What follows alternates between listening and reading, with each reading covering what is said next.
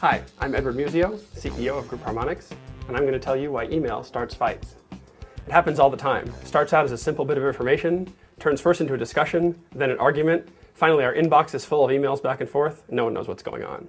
It's not an accident. In the late 1960s, a man named Dr. Albert Mehrabian did a study of how we communicate. He concluded there are 3 different areas of communication where information is passed on. The first is words. These are the words we use. The second is tone, or the sound of our voice. And the third is visual cues like how our face looks and how we're moving our body. Now, Dr. Mehrabian concluded in his research that the distribution of information looked like this. The visual cues represent 55% of the information that gets transferred. The tone cues represent 38% of the information. And the words represent only 7% of the overall message. Now, since then, other people have argued over those exact percentages, but the message is the same. Think about a presentation you've seen that was memorable and good. You probably remember the overall message. That's the whole pie. You probably remember how the person looked, how they moved, what their energy was like. That's the visual and the tone. But I bet you couldn't write the script of exactly what they said. You don't remember the exact words. It's the smallest part of the information. That's the problem with email. Email is all about the words.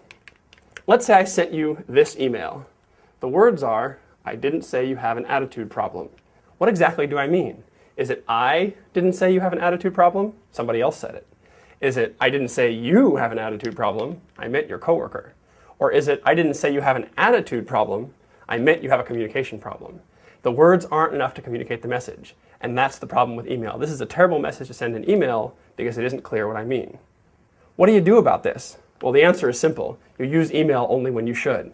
If you're talking about facts, if you're talking about data, when is the meeting? What are the directions to get there? What's our agenda? What's the new policy? Excellent for email. But draw the line there.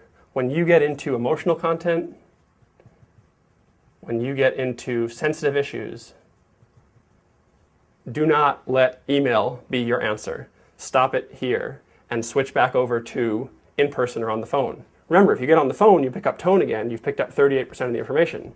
If you can get to the person in person, you get this 55% back as well. Don't make the mistake of using only 7% of the information, only the email, to solve a complex issue. It won't work, and your email will start a fight.